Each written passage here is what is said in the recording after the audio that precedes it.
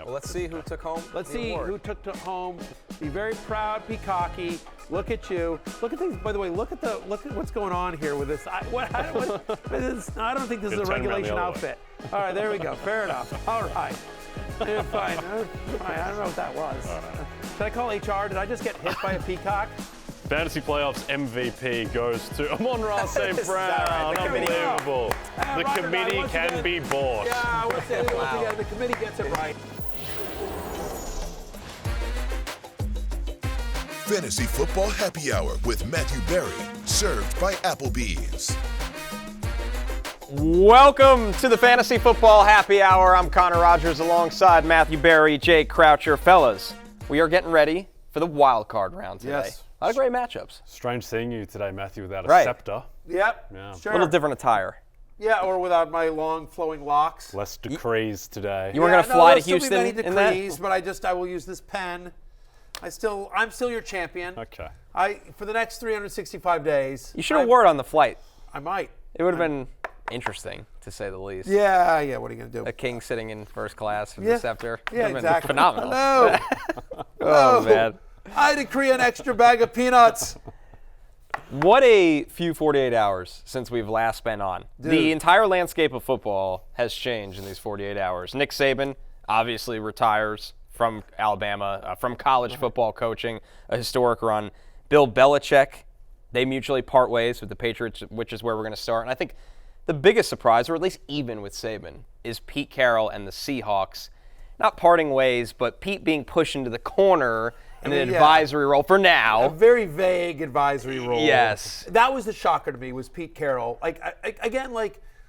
Surprised because there hadn't really been hints about Saban, but you sort of get it. You know what I mean? And honestly, I think had they won the national title, I'd have actually put odds on. I bet you he rides off in the sunset. Yes. So that was the only question was, and Belichick had been rumored. There'd been rumors that that he might be moving on, but Pete Carroll, who, look, I'm not the biggest Pete Carroll fan, but last year their win total was 5, and I think they went 9-8 and made the playoffs. Right. Yeah. I mean, with Geno Smith, Right, that with a everyone was just like, Geno. oh, you guys are left for dead. And I thought Pete Carroll should have been, if not Coach of the Year, should have been in the finalists, and he wasn't. It was all, Brian Daboll ends up winning, and so I think, and they were competitive. They were in the playoff mix until the very last week. It's only they lost out on the tiebreaker, but they won their last game. So Pete Carroll, I'm very surprised given what he's done in Seattle is sort of being pushed out. It feels like. Yeah, it's hard to make the case that he did a bad job either of the past 2 years. Yeah. I mean, Geno Smith went down for a period. I mean, I think they just hit par this season. If you ask people before the year what you'd think about Seattle, it's like, all right, 8-9 team, probably finish second or third in the division, and that's what they ended up doing. So I guess it was just time there. Nick Saban as well. Obviously, look, amazing career for Nick Saban, and I don't think anyone will remember the final play of his career, but it is funny, like sometimes not all coaches go out with their greatest ever moment. I think back to Phil Jackson, his last game, getting blown out by the Mavericks and Andrew Bynum clotheslining people. But, I mean, so to get that, to beat Georgia and win the SEC title, that was a fantastic moment for him. It's just a shame he couldn't go one step further. Right. So legendary coaches drink free today, and we're going to talk more about all of them. But as you see here at the Happy Hour bar, the legendary coaches drink free. Let's go back to. I'm just curious. Do you guys know who that is? I'm curious if you guys know It's who Humphrey is. Bogart. It's not Humphrey Bogart, Jay. Okay. I guessed it correctly. I'm just curious. Lombardi? That is not Lombardi. I have not a guess. That is Tom Landry. Okay. That is Tom Landry, Okay. who is a legendary coach. He coached Absolutely. the Cowboys. Oh, I know everything Yeah, about Tom Landry, but I didn't. Except to recognize I didn't him. get the. He actually the image. coached Methuselah Right. back in the day. That sounds about right. Yeah, it was the Roger OC Staubach. for Methuselah. Just, I mean, look, listen, Saban, I think Saban and Belichick retiring within basically 12 hours of one another or something like that. 14 hours is like sort of crazy. They've been linked together. They're close. There's kind of an Alabama pipeline to the Patriots there have been over the years as well. They're known to be close in real life. And both of them we'll talk about Belichick here in a second, but, Saban, I think you can make a very strong argument is the best coach in college football history.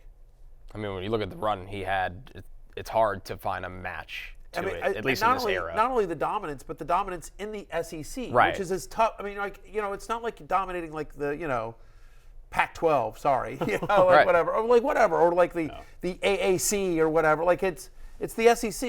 I mean, dominating Georgia and Florida and Texas A&M and Auburn all these years. Kentucky and To the end as well, there was still this aura around Saban where I think everyone knew that Michigan probably had the better team, but there was this sense that you give Saban a month to plan for this one, and even like Jalen Milroe, who's had his moments, he's not that good. The fact that they were able to get within one play, which by the way I think was the correct play, it's just the snap screwed it all up. The fact they were able to get that close, and then they probably would have won the national championship had just one play gone different. When you see what Michigan did to Washington in the next game, I mean, Alabama, I believe, is the only team that took them to overtime. Right. That took Michigan to overtime this year. Right. Again. Well, if that punt returner for Michigan, if he muffs the ball 1 yard further and goes into the end zone and it's a safety, and then all of a sudden Alabama are probably your national champions. Everything's correct. Correct as well. All right. No, anyway, a great run for Nick Saban. I just want to mention Alabama just again because my kid is a freshman there. We got 1 year of Saban, and now who knows? Yeah. But so we'll see who winds up being the new coach at Alabama. It's a pretty good gig. Roll Tide. As for, do you want to talk about Pete or Let's Bill? go to Belichick because we are going to jump into Belichick giving a statement for the Patriots, kind of a sign-off statement. Him and Robert Kraft are speaking. They're not taking questions today, but they will have a statement in front of the media. So we're going to jump right into that right now. Good. All right, morning. Seen this many cameras since we signed Tebow. Robert and I, after a series of discussions, have mutually agreed to part ways. And for me, this is a day of gratitude and celebration. Start with Robert and his family. It's great. So much thanks for the opportunity to be the head coach here for 24 years. It's an amazing opportunity.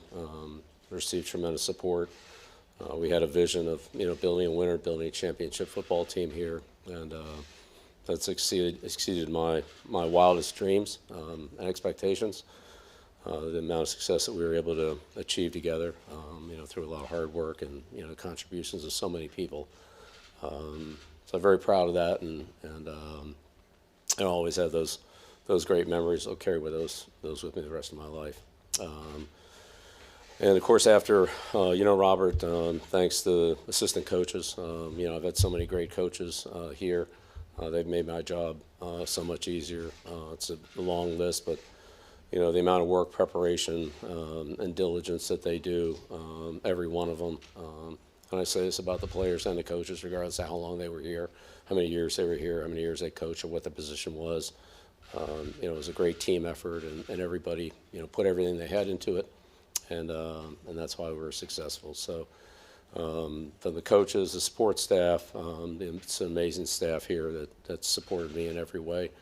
All the scouting and all the football support people from equipment, training, security, video, operations, and so forth, right down the line, dining room. I mean, it's all first class. It's all extremely good, and special thanks to Bears and Nancy. They've been here since day one, and made my life a lot easier, or I've made theirs a lot harder, however you want to look at it. But that's a big shout out to them, and of course a great deal of thanks and appreciation to the players. Players win games in the NFL, and I've been very, very fortunate to coach some of the greatest players that have ever played. Some of the greatest players that have ever played for the Patriots. Some of them are already in the Hall of Fame.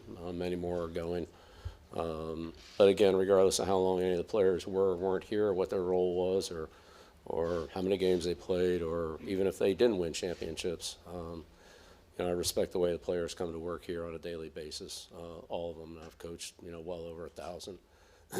But their ability to work, prepare, train, in the weight room, train their bodies, meet, rehearse over and over again, what we need to do things right to be successful, to win. It's just, I have so much respect for all the players, and certainly we've had, many that have been here for a long time and, had great contributions, and too many to name at this time, but, great thanks to the players and to the media, for you guys. I don't know that anybody's gotten more coverage than I have or we have in the past 24 years. Meet with you guys a lot, respect what you do. You're a voice to the fans, and even though we don't always see eye to eye all the time, most of the time, but not all the time, I do respect what you do. And finally, to the fans, the fans here are amazing. There's so many memories of the fans, the send-offs, the parades, the Sundays, whatever the situations are, the letters of support, seeing the fans, away from here, at a gas station or a grocery store, or, wherever you bump into them. Patriot fans here, and not just in New England, but they extend nationally and even internationally as I've traveled. It's amazing how far the arm reaches. We saw that this year in Germany. So appreciative of the fans for all the support they've given me, my family, and this football team. And it's with just so many fond memories and thoughts that I think about the Patriots, and I'll always be a Patriot. I look forward to coming back here, but at this time, we're gonna move on, and I look forward. I'm excited for the future, but always very, very appreciative of the opportunity here, the support here, and what you've done for me. Thank you. Bill Belichick, a closing statement, his end of an incredible tenure with the New England Patriots, as you see here, 24 seasons as their head coach, a 6-time Super Bowl champion, 3-time Coach of the Year. The record speaks for itself here, guys. 266 wins, 121 losses. He was 30-12 in the postseason. That is the most playoff wins by a head coach. And that postseason record is specifically with New England. He did have one more postseason win with the Browns. 17 division titles, the most by a head coach in NFL history. 9 conference championships, most by a head coach since the Super Bowl era. 6 Super Bowl championships, tied for the most by a head coach in NFL history. The craziest stat to me that we just saw is that he only won Coach of the Year 3 times. How is that possible? Like, he literally should have been Coach of the Year like every single year. I think he was actually a victim of his own success because everyone was like, we already know Belichick's great. We already know the Patriots are great. They don't count. And so they would give it to some guy that, had 5 wins the year before and took him to 9, whereas it literally just should have been the Belichick, award for whatever, the 24 years that he was there or something like that, the 2 decades. Couple of, the Patriots fantasy-wise, up and down, obviously. We always struggled with the running backs. Like that, if there's one positive of this. Ben Jarvis, Grant Ellis. Yes, is that we'll finally know, hopefully, who the Patriots running back you want to start on any given week is. Lawrence Maroney. You got Lawrence Maroney, LeGarrette Blount, Deion Lewis, on and on and on it goes. Jonas Gray for one beautiful Sunday. Shane Vereen out of the backfield. Shane Vereen out of the backfield, of course. But how about Tom Brady in 2007, 50 passing touchdowns, was the number 1 quarterback in fantasy. Gronk was a top 2 fantasy tight end 5 of the 9 years he played under Belichick in New England. Randy Moss, 23 touchdowns in regular season. Wide receiver 1, obviously, in 2007 as well. Wes Welker, 3 different times set the NFL, not the record, but he was the leader in receptions. Wes Welker was in 07, 09, and 2011. Yep. To me, what I'll remember most about Belichick, 2 things. One is just all the different iterations of that Patriots team, where you had the 07 team, which is the most explosive and, to my mind, the most dominant team of all time. And then the 2010 version was much more like dink and dunk with Brady when they lost the Randy Moss element. And then when they make it to the Super Bowl against the Eagles, they have the worst defense in the NFL. And then the first Patriots teams are these great defensive teams that have to grind out these wins. And also the other thing too is, to me, the defining moment of Belichick's legacy was not calling timeout in that Seattle Super Bowl before they run the final play. And in the moment, I thought that was crazy. I thought that, he's just lost his mind here. That he's just had a complete brain fade. But it seems like he saw something in that moment with what was happening on the Seattle sideline with how they were lined up, and they won the Super Bowl as a result. So they had practiced that play. Malcolm Butler had been burned on that play in practice that week. And so they saw that was coming, and he was ready. And then, of course, Butler just, makes an unbelievable play, and Patriots win that Super Bowl. It's interesting whether it's that one. I agree with you, but, 28-3 down 28-3 to the Falcons in the Super Bowl as well. Sort of unbelievable as well. I'll give you a quick story. I'm going to give you a quick Belichick story, and it's not my story. But I remember talking to Teddy Bruschi, a great Patriot legend as well, and my friend and former colleague over at ESPN. And I remember asking Bruschi about Belichick. And this is the story Bruschi told me, so I'm stealing Teddy's story, but I never played for Coach Belichick. Not yet. But he told me his second week on the, he's a rookie, and it's like their second week, I think, or something like that. It's their first away game, whatever that was, his rookie year. And he comes out of the practice field, and he's sort of looking around. He's like, where's the play clock? Where's the play clock? And his position coach says, oh, it's up there in the corner, because the stadium we're playing at, they have their play clock all the way up in the corner, not underneath the, not down below where we have it or where most teams do. He goes, and that was Belichick. He's like, that was Belichick's decision to practice the entire week, moving the play clock on their practice field so that they got practice just looking up in the corner. And that was Teddy's point to me he's like, listen, there were plays that I didn't make. He goes, but there was never a time on the field where I wasn't prepared for what I saw. I was never surprised on the field. There's times where I didn't make the play, but I was never surprised. We were always so well prepared. And I just think that story, which is so small, but that's crazy. Like, who thinks of moving the play clock because of where you're going to play? No detail missed. Right. No detail. Every detail matters. And so, that's the brilliance of Belichick, is just the minutia, right? Every single thing. Yep. And as we project forward as to whether he remains in the league, which I suspect he probably will, I think there's this idea that Belichick has lost his fastball and he's not the same guy anymore without Brady. I still think he's a fantastic defensive coach. Think about what he did towards the end of this season with that defense, where they were an elite defense to close the season, the best run defense in the league. They ended Russell Wilson's tenure for the Denver Broncos effectively. He put Josh Allen in the blender 2 weeks ago. Josh Allen could do nothing against that Patriots defense in Buffalo. So I hope that he ends up in a place where, he has Justin Herbert as his quarterback or something. He's not stuck in these Bailey Zappi, Mac Jones situations, and he's focused on building a great defense. That'll be the key, right? Because it's been hit or miss with Belichick as a personnel guy. Yep. But no one can question the coaching acumen. He's hinted that in the right situation he'd be willing to, relinquish some control over personnel and just focus on the coaching. But I agree with you. I think that Patriots team with a competent quarterback is, right there in the mix. It's an 8 or 9 win team. It's not great, but And also, we view Mac Jones now as this kind of write-off and this disappointment. Belichick took him to the playoffs and was in the box seat to win the division Mac Jones' rookie year. So if we're going to punish his reputation now for what's happened with Mac Jones, we have to give him credit for what he did in that first year. It'll be fascinating to see kind of where he goes and what he does. He definitely wants to coach. The Commanders are one of the teams that have been rumored, although I just saw a report just literally before we came on air saying that they're not interested. Who knows? The Falcons, I was on a show the other day, guesting on a show, and they asked us to make predictions a year from now kind of thing. And one of the other co-hosts said, a year from now, Bill Belichick leads Justin Fields and the Atlanta Falcons to the NFC South title. I was just like, all right. Courtesy of our friends at DraftKings, we actually have odds of the next landing spot for Bill Belichick.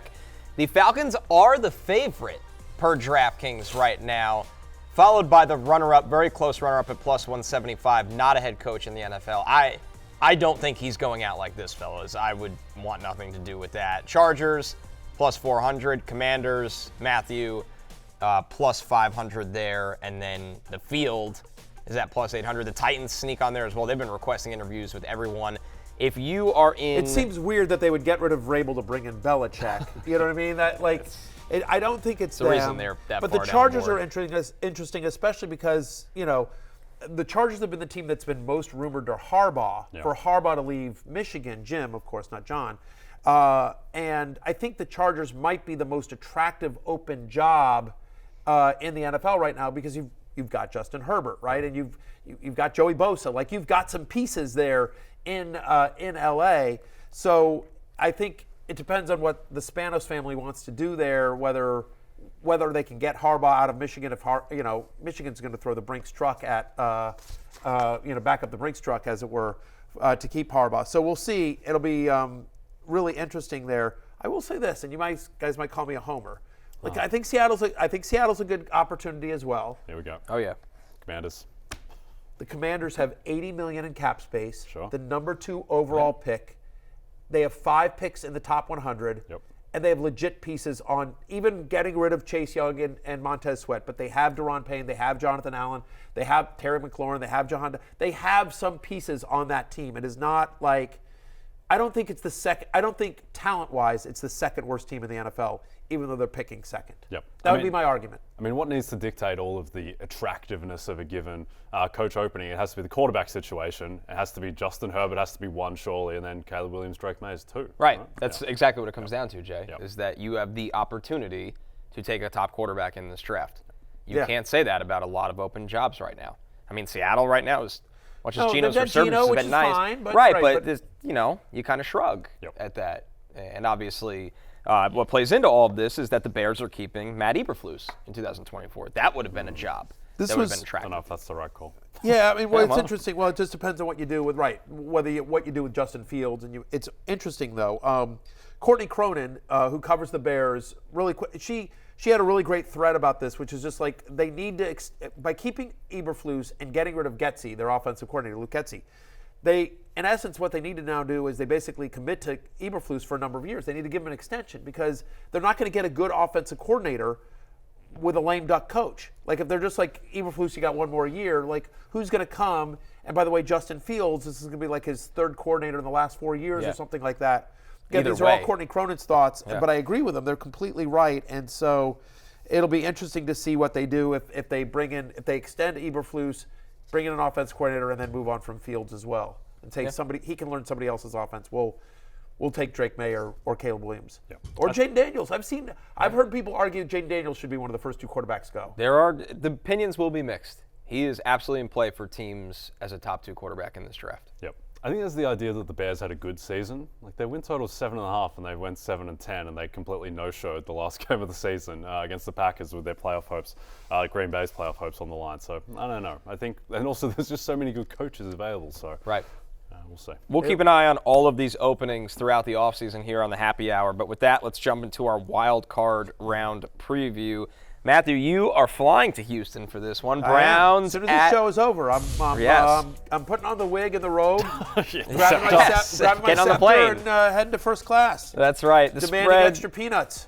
for this one opened with the Browns being favored by 1.5. They are now 2.5-point favorites on the road to the division-winning Texans right here, with the point total set at 44.5 right now. Obviously, some high-octane passing offenses in this game, Matthew, which is crazy to say about a rookie quarterback and a guy that we thought was done in Joe Flacco. For sure. I mean, that's going to be like I'm so thrilled to be going to the game. I'll be on Football Night in America from that game as well. I'll be on all Football Night in America, of course. We've got the whole weekend. We've got this game, then we've got the Bills and the Dolphins and Chiefs on Sunday night. That's Peacock exclusive show game, and then of course we've got the Sunday night game, the Rams and the Lions, which I think is the best game of the weekend on the slate here. But what a fascinating story, right? You've got C.J. Stroud, this rookie quarterback, which has exceeded expectations and just been unbelievable. Is going to win Offensive Rookie of the Year against Joe Flacco, who 2 months ago was sitting on his bench, like in the Jets, sitting on his couch. The Jets were like, we're good when Rodgers went down, and Flacco was like, I know the offense, I'm available, and the Jets were like, no, we're good. He would have lasted 4 plays behind the Jets offensive Yeah, to be line. fair, he's not having this. So maybe it's best for him that they said we're good. Probably factually correct here, but I think the guy that's going to be the most that I like the overs on his props, and that I think he's worth spending up for a little bit in DraftKings if we're playing DFS this weekend at $6,800. It's Amari Cooper, who in the 3 games with Joe Flacco, his last 3 games, he's got a 29% target share. Right, so just as we do this, as we do sort of the wild card playoff. We're talking about we're going to do this a couple different ways. And you see Devin Singletary as well. He's just the 12th most expensive running back on the slate. He's had 80% of the team's running back touches over the final 4 games as well. He's just 5,700. Nico Collins, 7 receptions, at least 7 receptions in each of his last 5 games with C.J. Stroud. I haven't looked yet. What's his prop? It's probably 5.5 receptions. Nico Collins? Yeah. I'll take a look. You'll take a look. That sounds about right. Real quickly, just to sort of talk about what we want. We're going to talk about all the playoff games here as we watch some footage of Nico Collins because he's very, very good. Look, we're gonna talk about DraftKings. You know, they're a sponsor of our show. If you want to play DFS this weekend, it's a lot of fun as well. We're also going to sort of talk about playoff pools, right? We're going to go game by game here, and we're going to talk about sort of the playoff pools. We're going to that's going to come up as well. We're going to give you some advice on that. Yeah, after our first break, we'll actually show rankings of fantasy players for the playoff pools, and we'll get into a little bit more how the format works because you're also drafting based on how long a guy's going to be able to play. Correct. Yeah. So while we'll do the previews, we'll get to that for sure. Just quickly, Nico Collins, he has set of 5.5 receptions. I think just macro with this game. Give me the over. Yeah, I agree. I think macro with this game, there's a lot of thought of, well, Joe Flacco is the experienced quarterback and CJ Stroud's a rookie playing his first playoff game. Like, it's a massive advantage at quarterback for the Houston Texans in this game. Like, I'm sorry, CJ Stroud is significantly better than Joe Flacco, and CJ Stroud hasn't played in a playoff game. What was last Saturday night against the Indianapolis Colts? That was a playoff game on national television with everything on the line. And now it's a tougher matchup going up against the Browns. But I don't know. Having watched a lot of this Cleveland tape, I still think that the reckoning is coming for Joe Flacco at some point. He could have thrown 5 interceptions against the Jets. Yeah, that's true. I don't have a great feel for this game. Like, I know the Browns are favored. I would probably, if I had to pick one, I'd probably take the Texans and the points just to because they're the home team and but. The defense is so good, but boy, oh boy, DeMeco Ryan. I mean, Stefanski's coaching his ass off, but so is DeMeco Ryans, and they're going to be fired up. Anyway, I can't wait for the game, but Cooper, Singletary, and Nico Collins are the players we like the most from this particular game on DraftKings. And it's no coincidence. Everybody wants to interview Bobby Slowick right now, the Houston Texans offensive coordinator. He's been there for 1 year. He's been there for 1 year, and he's done an unbelievable job, even without Tank Dell. I mean, it's been Nico Collins and It'd be nice if they could throw the ball a little more on Saturday. No more run, pass, please, Bobby. That was painful on Saturday night. Yes, it was. Well, a game that might have some run, pass because it feels like it's going to be minus 30 degrees in Kansas City when the Dolphins come into town. What a difference if you live in Miami and then you travel to Kansas City in this game where the Chiefs opened as 3-point favorites. They are now 4.5-point favorites. The total is already plummeting here, Jay. It was 47.5 at open. It's now 44. I still like the under. With the expected weather, do you expect do you play the under as well here? Well, the other factor is the wind, which is going to be significant, looking at 16-mile-per-hour winds. And I think the other thing about this game is that the Dolphins, we forget about this because Tyreek is such a phenomenon and their explosive downfield passing game. Like, they are an elite rushing offense, and that's where they had their success against Buffalo. Kansas City don't have a great rush defense, so if you're looking to bet this game, I'd be looking at same-game parlays of taking the overs on. We're going to figure out the running back situation for the Dolphins, but basically rushing overs, Dolphins cover, total under. I think that is the pathway for the Dolphins to win this game. I think they will have success on the ground. But I think on both sides of the ball, right? I think Isaiah Pacheco as well. Yep. I think Isaiah Pacheco is going to get a ton of work as well. I like the over on his receptions prop, by the way. I mean, just again, no Jerick McKinnon. You talk about wins. You can see them dumping off. Pacheco just plays so much. He's had at least 20 touches in 4 of the past 5 games. He's scored in each of his last 4 games. He's only 6,400, as you see there. He's the 7th most expensive running back on the slate. I think he could have a monster game. Again, the Dolphins are not a great run defense. They aren't. I mean, they've been so beat up. Phillips and Chubb are out. Their whole defensive line has just been decimated by injuries as well. And so Pacheco is somebody that I think has a really big game here. Tyreek Hill on the other side of the ball here. He's going to see some L'Jarius Sneed. I think I might take the under on Tyreek Hill. Again, given the weather, given the fact that, if ever there was a team that would know what Tyreek Hill is capable of and maybe ways to slow him down potentially, right, it will be the Kansas City Chiefs. Also, the expectation is they're going to be listed as questionable, but Mike McDaniel said Jalen Waddle and Raheem Mostert both practice. They've gotten through practice so far this week without any setbacks. They're officially going to be listed as questionable, but the expectation as we sit here today is that they will play. Yep. Tyreek is set at 85.5 receiving yards. That's about 10 yards lower than he normally is. Also, I like the Dolphins plus 4.5 in this game, which I say with some reticence because the Dolphins do not perform in these big games typically. But think about this. Or on the road. When is the last time the Chiefs played a game that made you feel good about them? Because I think you have to go back to week 7 when they blew out the Chargers. Because I don't think any game has been impressive from them since then. I don't think the offense is getting fixed. I agree. And I was also going to say, like, when was the last time they blew somebody out? Yeah. You know, that real opponent. When they, you know, and so. I mean, it's like the Raiders in week 12, but even then they were down 14-0 in that game and it was a slog. So they're just not that great at the moment on offense. And we still have Mahomes in our head and maybe has another gear in the playoffs and they should be favored. But 4.5 points is a lot. Yeah, and I think the most important thing about this game, if I can just take one moment here, is to just thank Matt Casey, who oversees Football Night in America here at NBC, because my buddies, Jack Collinsworth, Rodney Harrison, and Tony Dungy, they will be at this game. But Matt Casey is sending me to Houston where it's indoors. They knew. So I love you, Matt Casey. Thank you so much, Matt Casey. You did your boy a solid here as well. I'm indoors in Houston. Jack, Rodney, and Tony are going to be like freezing their Matty off. don't like the cold. Matty has never liked the cold. No. Very anti-cold. No, absolutely not. You actually would have needed the wig just to keep your neck and face. And the scepter. Dude, it would have been brutal. So anyway, yeah, Jack, Rodney. So thank you, Matt Casey, for not sending me to. As much as I love Kansas City, it's a wonderful city, but not to be on the sideline there. Staying in the AFC, the that Steelers. Game exclusively on Peacock, by the way. The Steelers. It makes a great holiday gift for the Swiftie in your there family. You go. Yes. There you go. If you forgot to buy somebody a holiday gift, it's still time. So, Steelers. January 11th. Yeah. The Bills. Early Valentine's Day present.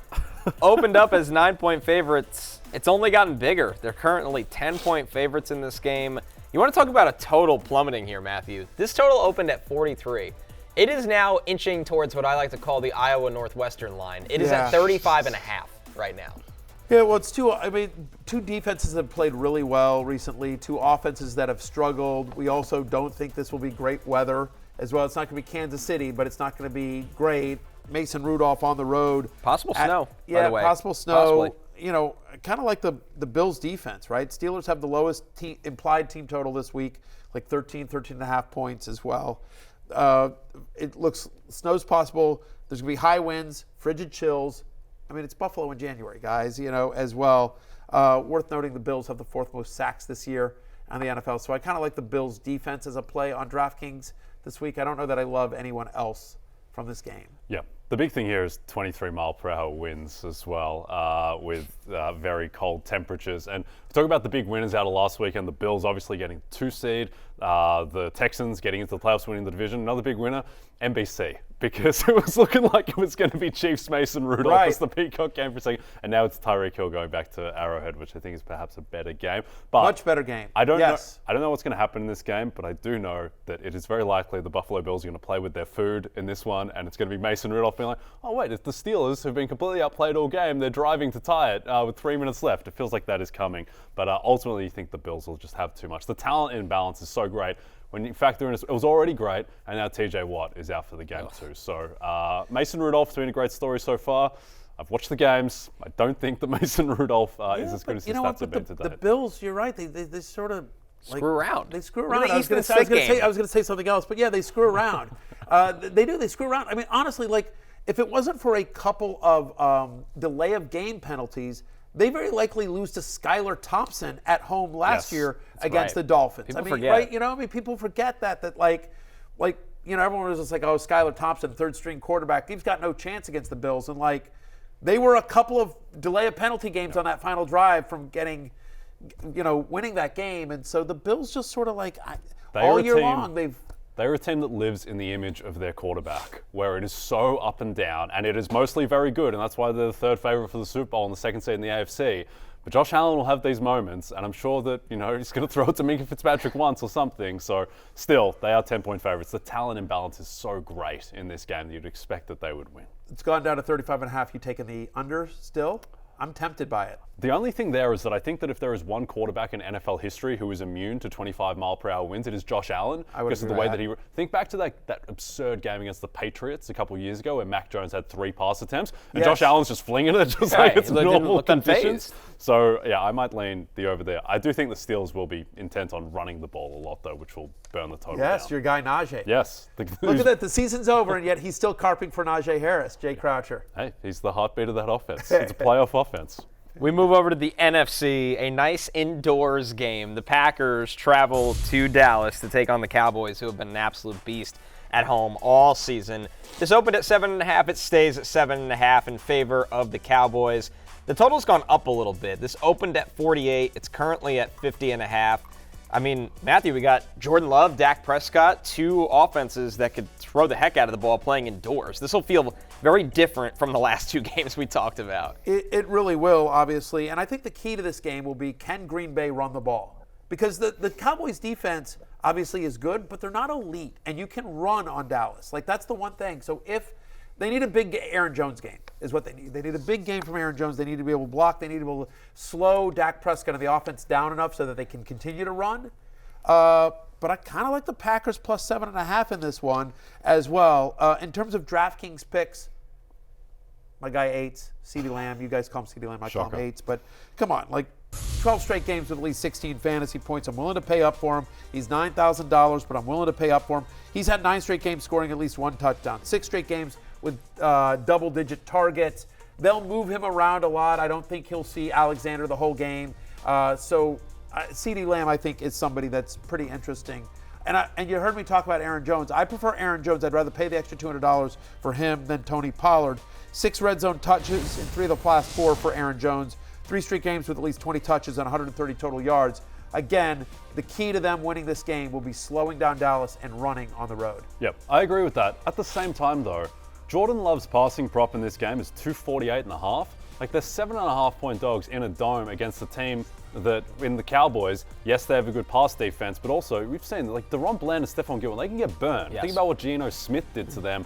You can think about how Jared Goff marched down the field against them in that final drive in the Detroit game. So Jordan Love has gone over this number in 7 of his past 9 games, and now he's in what should be a good game script because the Cowboys are going to score. The Cowboys are going to score a lot in this game. The Packers' defense is drawing dead against Dak Prescott the way he is playing. So 248.5. It feels like his number has been low all season, and I think that he will go over.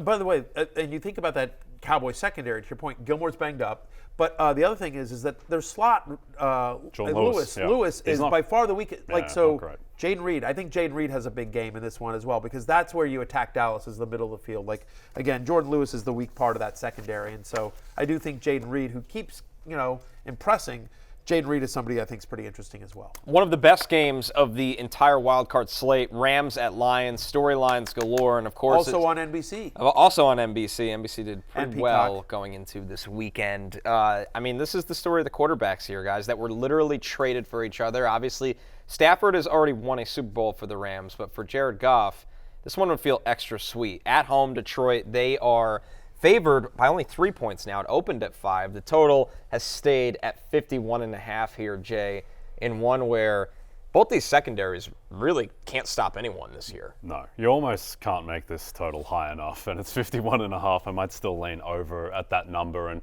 we spoke about this the other day. This is being billed as the Matthew Stafford game. No, this is the Jared Goff game. He's the guy that they got rid of, and then they won the Super Bowl almost immediately after, and this is a game for Jared Goff's legacy. Matthew Stafford is a made man. He won a Super Bowl. This is all about Goff. To me, his passing prop is set currently on DraftKings at 259.5. I think the key here is that the Detroit defense, as a passing defense, they have no prayer of stopping Stafford. I think the Rams defense has shown a little bit more. The emergence of Kobe Turner, Aaron Donald is going to be the best player on defense in this game, though Aiden Hutchinson is starting to kind of get to that level a little bit. So this is going to be a shootout. I think fantasy-wise, it's just a fiesta for everyone involved. I would agree. I mean, I'm willing to pay the $8,000 for Amon-Ra St. Brown, my ride or die as well. He's $8,000 on DraftKings as well, especially given that, we don't expect Sam Laporta to play in this game. And so just to your point, they're going to have to be throwing a ton. Rams gave up the 8th most fantasy points to wide receivers during the regular season. He's had at least 6 receptions in 13 of the 16 games he's played. 30% target share for the Sun God this year as well. Gibbs will be involved in the passing game as well. And then, of course, other side of the ball, Puka, Lions allow the 2nd most fantasy points to wide receivers during the regular season. Kyren Williams had at least 22 touches in all 6 games since he returned from IR. We expect them to be in scoring position early and often as well. So this is certainly a game to target for for DraftKings, certainly for contests that take place just on this week. Obviously, one of these teams is going to lose, and so you don't want to load up on them if you're in one of those pools where it's players for the entire weekend. But for this week, this is a game to target. Our final game, the Eagles travel to Tampa Bay. And listen, this was a tough finish to the year for the Eagles, but they're still favored in this game by 3 points.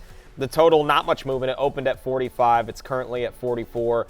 We know the Eagles are dealing with all kinds of injuries. Baker kind of limped to the finale here, Matthew. I think this is we opened this with Browns-Texans. It's a tough game to figure out. I feel like this is the NFC version of that. It certainly is. I mean, obviously, to your point, like the Eagles limp into the playoffs, right? Their defense can't stop anyone as well, but Baker's not 100% as well. It's not like the Buccaneers inspire a ton of confidence. They didn't blow out the Panthers, right? Yeah, and so this could be kind of an ugly slugfest. We also don't know, by the way, A.J. Brown, the health of A.J. Brown or Devontae Smith in this game. Jalen Hurts just hasn't looked right all season long as well. Baker's less than 100%, as we've talked about. If I have to pick a couple of guys here, I'll just say that Jalen Hurts, while he has not looked right, it's worth noting, he's had at least 18 fantasy points in all but 2 of his full games this year. He has not gone consecutive games without a rushing touchdown this season, excluding week 18. So he didn't score a rushing touchdown last week. So, again, you figure he'll get in the end zone here. And then no team allows more fantasy points to opposing wide receivers than the Philadelphia Eagles. Mike Evans, who has the second most yards, and he's just whatever. Mike Evans is $6,900 and well worth the money. Stream the Dolphins versus Chiefs in the Peacock Wild Card exclusive Saturday at 8 p.m. Eastern Time, only on Peacock. Only. For a limited time, get 1 year Peacock for $29.99. Sign up now at peacocktv.com/NFL. Terms apply. We're taking our first break. When we're back, little who's eating good, and we're also going to talk fantasy playoff formats for those that want the season to roll on. It's an interesting one here. Yeah. Selena telling Taylor the Chiefs playoff game is on Peacock. And she looks surprised. But there you go. That's right. Ecstatic. But you know what? Taylor Swift can afford the $30. Yes, quite $30 easily. A year. Come on, quite easily. People. Interested in betting the games this weekend and want a little more insight? Jay and Drew Dinsick have you covered with Bet the Edge, with new episodes dropping every weekday at 6 a.m. Eastern. Whether you're targeting spreads and totals, looking for value in futures markets, or circling player props, Jay and Drew have you covered. Who's eating good? Of course, served by Applebee's, and a little different this week, Matthew, as we jump into some fantasy playoff formats. For people who have never played before, how does the format work? Look, there's a lot of different versions of it, obviously, but the most common one that we've heard is some version of pick a player from every team. And sometimes you have to, maybe it's a couple quarterbacks or some flexes, but usually there's positional requirements. Pick, like I'm in one where it's like pick 2 quarterbacks, 4 running backs, 4 wide receivers, 3 flexes, a couple of defenses, etc. Ultimately, you have to use 1 player from every team that's in the playoffs, and then there's like 2 teams that you're allowed to double up on. And so obviously the strategy here is not only maximizing points, but trying to figure out in terms of where you're doubling up, who's going to extend further into the playoffs, right? And trying to use the players, the higher scoring players, the quarterbacks on the teams that you feel like will go further in the playoffs. You probably don't want to load up on Pittsburgh Steelers, given they are 10-point dogs in round 1. It's the anti-J strategy. Yeah, which kind of kills me. Right. Given my kind of physical compulsion to take Najee Harris in every draft. Yeah. All right, well, let's look at here are our rankings. Yeah, let's look at the top rankings. Fantasy players here. And no surprise at number 1, Christian McCaffrey. Then CeeDee Lamb and Josh Allen there at 2 and 3, Matthew. Feels like not only are they great fantasy players, but they also have some phenomenal matchups in the opening round of the playoffs that probably gives you some longevity hope with those guys. Yeah, for sure. And listen, the Cowboys, likely win this game, go to San Francisco, ultimately wind up in San Francisco, and then they got a shot at the Super Bowl. And my guy Yates, during the regular season, he was the second best wide receiver in fantasy. He led the NFL in receptions, 12 straight games with 16 fantasy points. There's just such a high floor there with CeeDee Lamb. And same with Josh Allen. Again, they're the number 2 seed. Ultimately, they won't have to leave Buffalo until the final game, which they would have to go to Baltimore, assuming the Ravens win out as well. And so Allen, who was the number one quarterback in fantasy during the regular season, and obviously since Joe Brady took over, they're using his legs so much more. Yep. I will say, just as a general rule, 2 seeds are in very good place for this, just because they're the teams that generally have the best chance of playing 4 games. Particularly this year, when your 2 seeds are Buffalo and Dallas, who I think are the second best teams in those given conferences. So Dak, CeeDee, Josh Allen, James Cook, very attractive. Yeah. And so, even if they lose in the championship round, they'll play 3 games. Yeah. And the Ravens-Niners will play 3 games, assuming you think they go there as well. So then you're just like, well, who's going to score more in those 3 games as well? So I agree with you. I think the Cowboys and Bills, and you saw it there reflected in my rankings. We'll put those up on NBCSports.com, Rotoworld.com, so you can go check those out as well. But those are teams and players to target. So after McCaffrey, Lamb, and Allen in the top 3, they are trailed by they are followed by Dak Prescott, James Cook, Amon-Ra St. Brown, Lamar Jackson, Tony Pollard, Isaiah Pacheco, Stephon Diggs, which takes us to rankings 11 to 20. Let's take a look here at the outside the top 10. And some people do a playoff pool draft, and you can use this obviously for your playoff pool, but this is based on who I think goes the furthest, and using some Vegas projections as well in terms of what they think is going to happen in the playoffs as well. So, we start getting into the running backs there at the top of the second round. Gibbs and Kyren Williams. Kelsey comes in at 13 for me. Brock Purdy at 14. Jake Ferguson, Deebo Samuel. At number 17, it's Tyreek Hill. Kittle at 18. Brandon Ayuk at 19. And then finally, at number 20 is A.J. Brown. Again, we're assuming full health there, or at least that he'll healthy enough to play. All right, let's take a look at 20 through 30 here to round out the rest of our rankings for the fantasy playoff format. In 1 second, we will take a look, I promise. There we go. Number 21, Rashee Rice. 22, Nico Collins. 23, Jalen Hurts. 24, Rashad White. Puka Nacua comes in at 25, followed by Devin Singletary at 26. Amari Cooper at 27. Patrick Mahomes at 28. Cooper Kupp at 29, and the list is rounded out here, Matthew, by David Montgomery at 30. Yeah, I mean, again, some of these running backs, even though you think, Singletary and Montgomery might be one and done, you don't know. There's certainly a chance that the Rams could get there as well. The fact is that there's just so few running backs. There's so many more wide receivers that if you're doing a draft, you can, sort of load up there as well. I think Jalen Hurts is an interesting one, because even though the Eagles have such a stench on their season now, they're still 3-point favorites against a pretty suspect Tampa Bay defense in round 1. They win that, then they would go to likely San Francisco, in which case that's a brutal matchup, but one you would expect where Hurts is going to have to be dropping back a ton. He was as bad of a season as it feels like Jalen Hurts had, at least at close. He's still the number 2 quarterback in fantasy. He still produces on that front, so he's a guy who has a ton of upside. Well, and by the way, same with Amari Cooper. Again, if you think Cleveland beats Houston, he should have a big game against Houston, and then they would likely go to Baltimore, where they'd have to probably throw quite a bit. Amari Cooper just getting a massive target share from Joe Flacco. All right, we're going to take one last break. When we're back, it's last call. Of course, we got props for you for the wild card weekend. Our best bets right after this.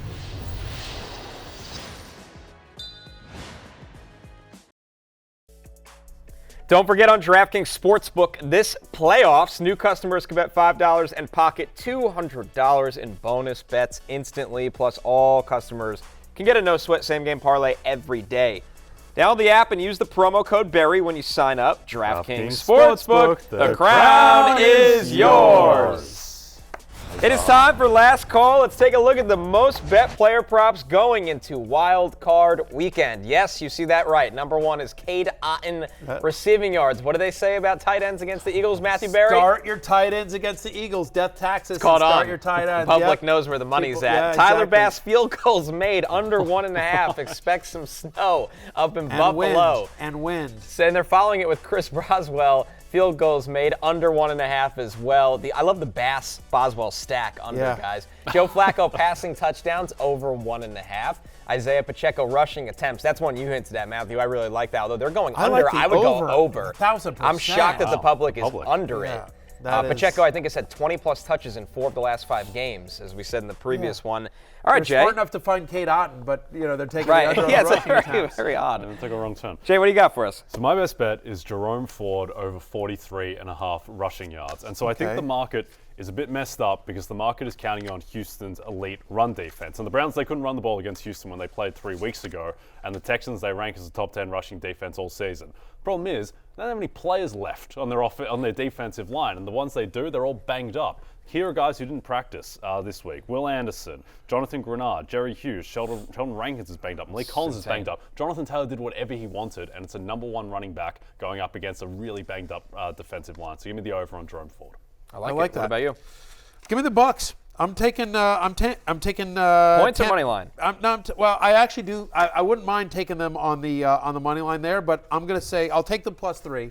I'll take the +3 just as a bet. But look, Buccaneers have won 5 of the last 6 games. This game's in Tampa Bay. Eagles have lost 5 of the last 6 games. They've lost 3 straight road games. Jalen Hurts definitely plays worse on the road than he does at home. Devontae Smith and A.J. Brown are both banged up as well. Their defense is brutal. They can't stop anyone on defense. It feels like they're limping into the playoffs. And, for the longest time they got away with it, and then they didn't. It all caught up to them. And so, Baker Mayfield is playing pretty good ball. Give me the Buccaneers +3, and I definitely think there's a legit chance they win this game too. Yep. Huge for Baker Mayfield and that ankle to get that extra day's break and play on the Monday, which I think will be really key.